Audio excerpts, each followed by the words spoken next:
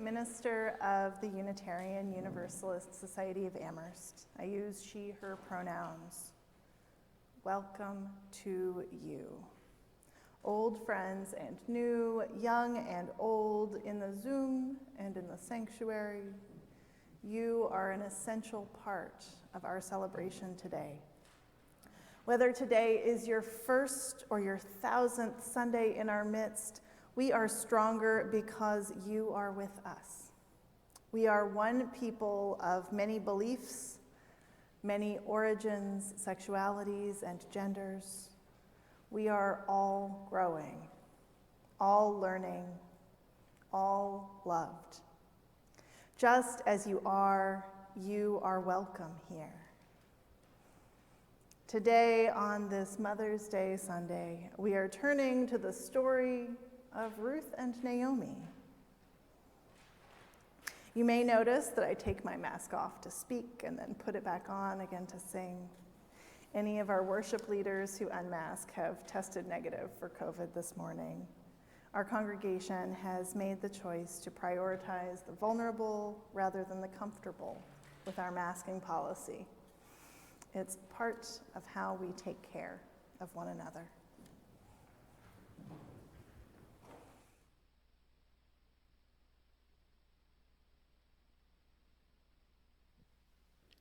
Our opening words this morning are from Reverend Elizabeth Mount. They are the minister of the Unitarian Universalist Church in Cheyenne, Wyoming. From our very first breath, we reach out. Co-regulation, not self-regulation, is in our nature. We find our cues from the sun and the moon, from each parent and caregiver. We find our place in this great turning planet by turning to one another generation to generation. We awaken to the dawn and fall asleep at the evening's end. Our life's journey is part of something greater, something simple, something divine. A flame cannot be lit without a spark, and life cannot begin without the air, and we cannot begin to find ourselves without love. May we reach out to one another. May we offer love and nurturing care. May we join together in celebration of the interdependence of our lives. In this spirit, let us worship together.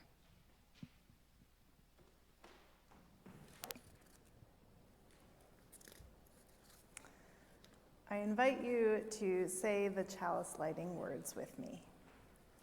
We light this flame to invite a world of peace, where we heal the wounds, where we share what we have with one another, where justice is another word for relationship, and we listen for what love has to say.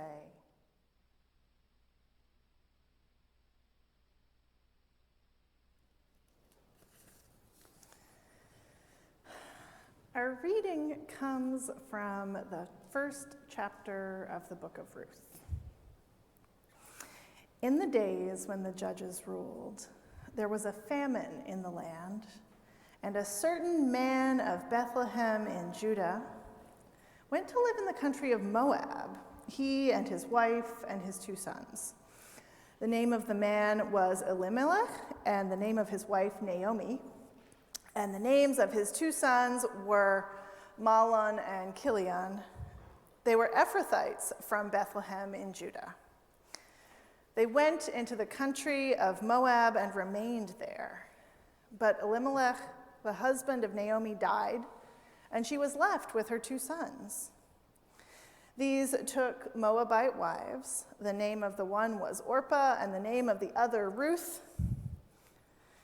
When they had lived there about 10 years, both Mahlon and Chilion also died, so that the woman was left without her 2 sons and her husband.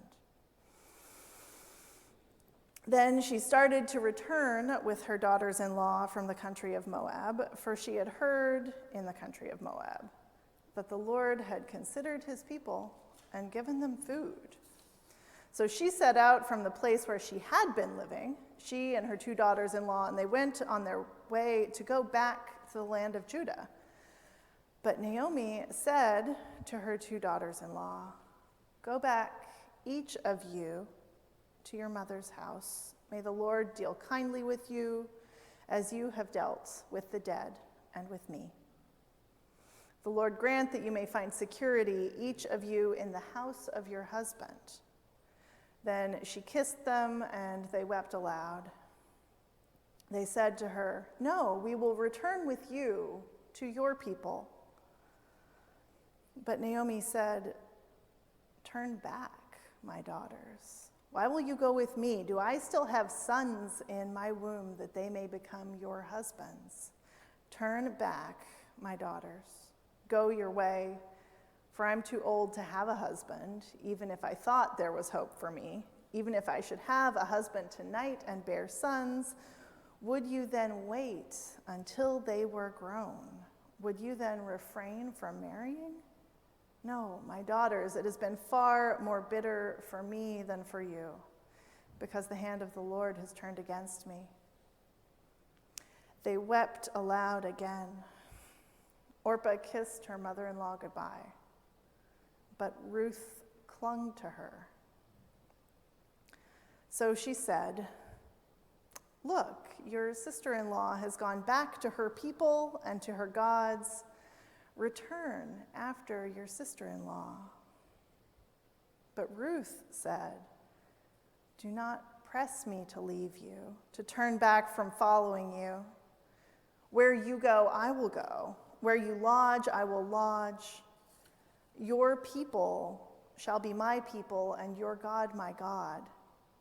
Where you die, I will die, and there will I be buried. May the Lord do thus to me, and more as well, even if death parts me from you." When Naomi saw that she was determined to go with her, she said no more to her.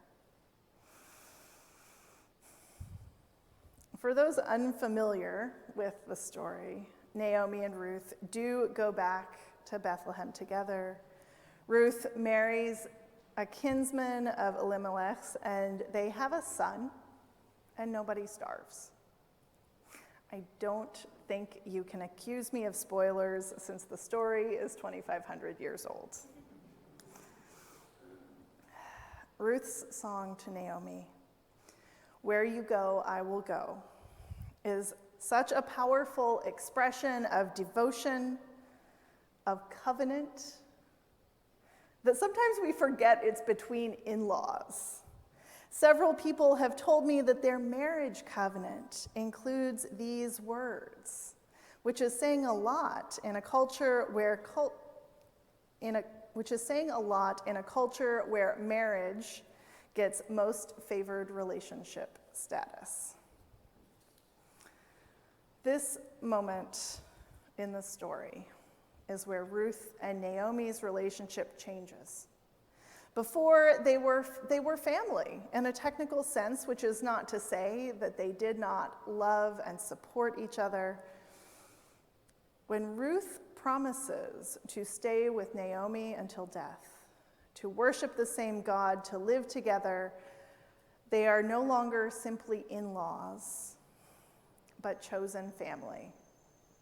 Ruth declares herself to be Naomi's own, and their future, such as it is, will be together. Even literal family can become chosen family. Naomi releases Orpah and Ruth from any obligation to her. Orpah chooses to stay in Moab, not without tears. Ruth, though, I wonder why she chose to stay with Naomi, to accompany her back to Judah. The text doesn't say why, just that she does so. But I wonder if Ruth sees someone she loves, someone with no support whatsoever, a refugee from Judah with no next of kin, and refuses to leave this older widow to make her way back to Judah alone. People have told the story of Ruth's devotion for 2,500 years, after all. Chosen family is real family. Ruth, a woman from Moab, an immigrant, a convert, becomes the direct ancestor of King David, which is a big deal in the Bible.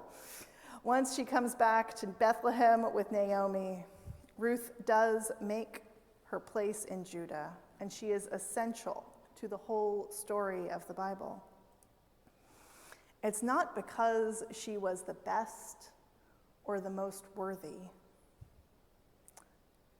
It wasn't that she was born to it or there was anything special about her. It's just that she made a covenant and kept it.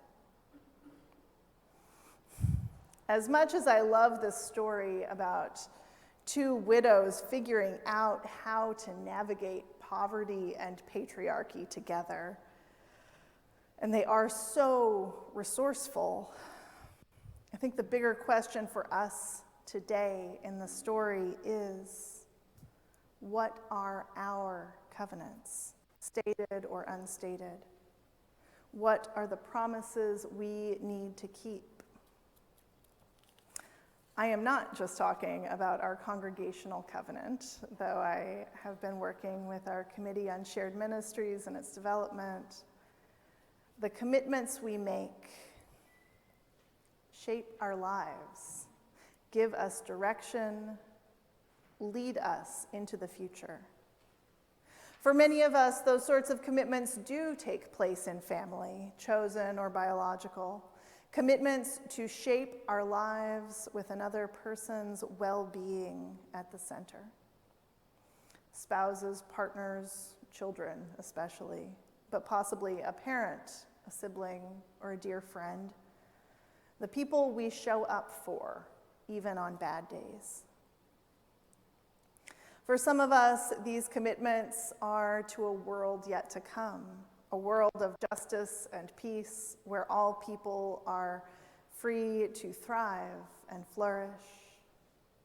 And these commitments take the form of doing what we can today to end oppression and violence.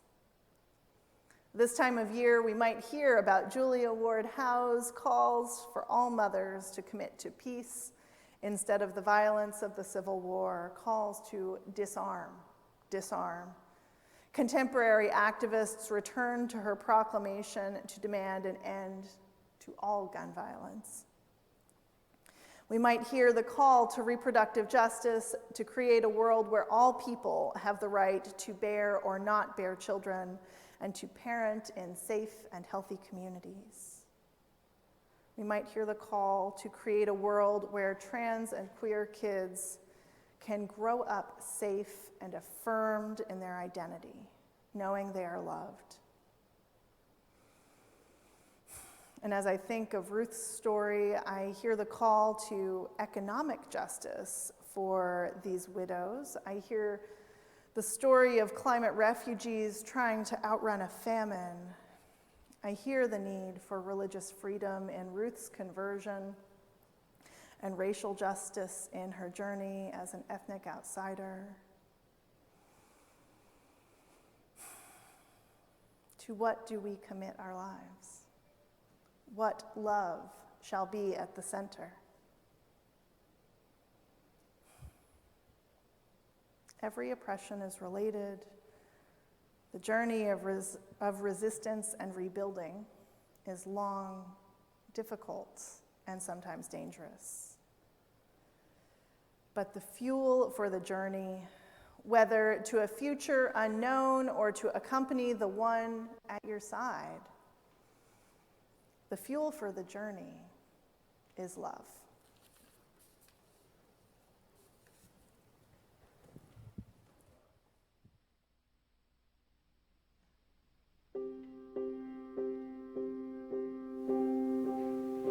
I'm not tired of being here in the morning. I'm not tired of being watched while we're walking. I'm not tired of being here in the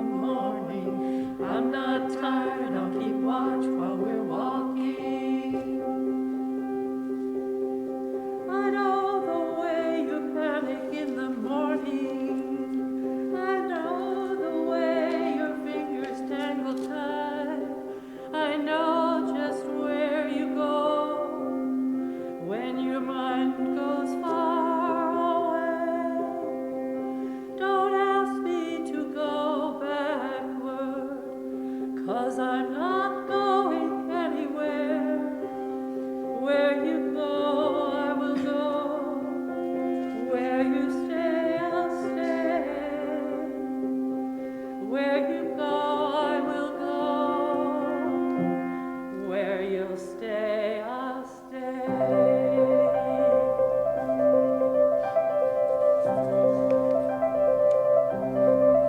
We're stuck here being honest.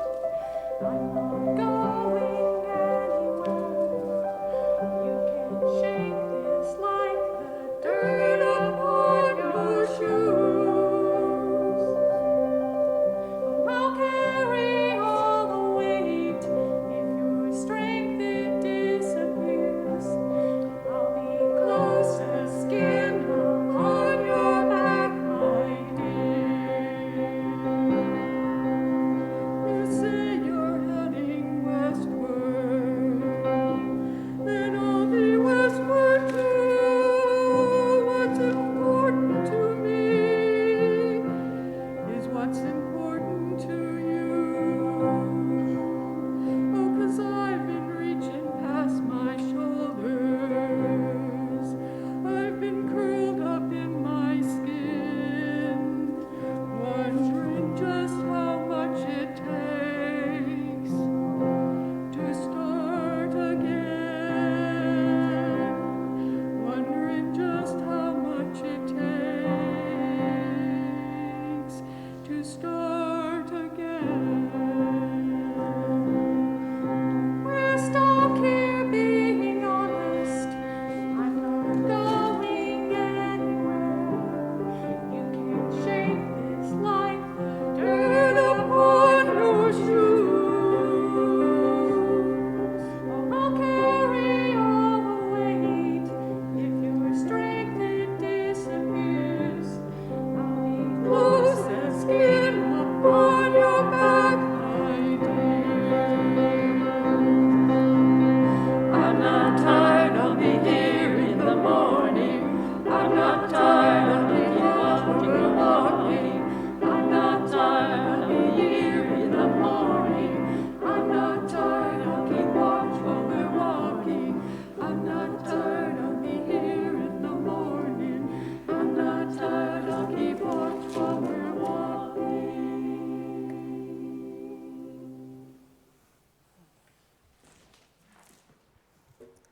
Each of us carries sorrows and are lifted by joys along this path of life. We honor these joys and sorrows in community by speaking them aloud to one another and by holding them in silence in our hearts. Come into this time of compassion. Open your heart. A tune weaves under this moment of care. I invite anyone bearing a joy or sorrow this morning to come forward and light a candle. Light a candle for all those who have mothered us.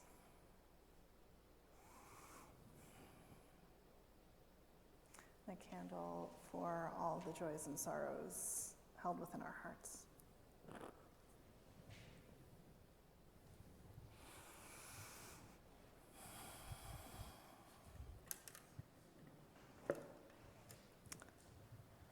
This prayer for caregivers and ancestors was composed by the Reverend Sarah Goodman, who lives and mothers in Minnesota. Join me in the spirit of prayer and meditation. Find a comfortable place for your body. Breathe as deeply as you are able.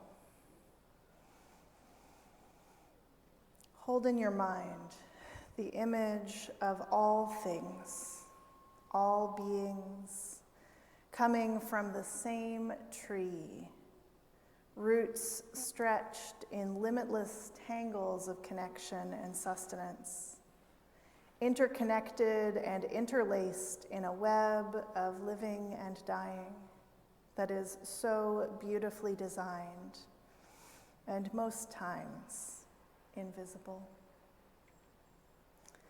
Join me in breathing. Breathe in for our lives touched by ancestors known and unknown. Breathe out for living lives that will touch our descendants.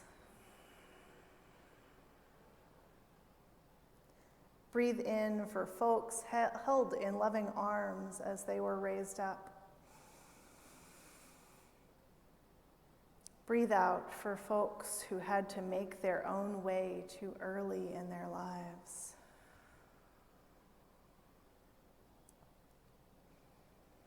Breathe in for beloveds who we hold close in our hearts every day. Breathe out for beloveds we sometimes have trouble reaching out to.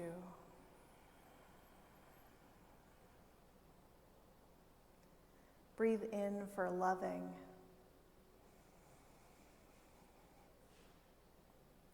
Breathe out for losing.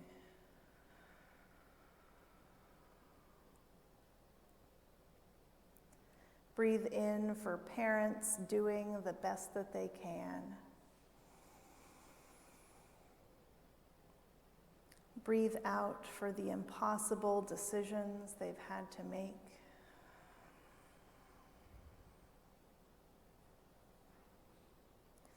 Breathe in for those living with addictions, mental illness, and grief.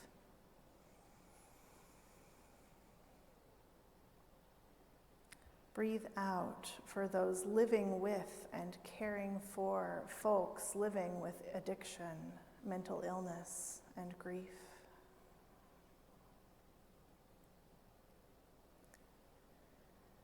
Breathe in for caregivers of all kinds who give of themselves to make other people's lives better, more whole.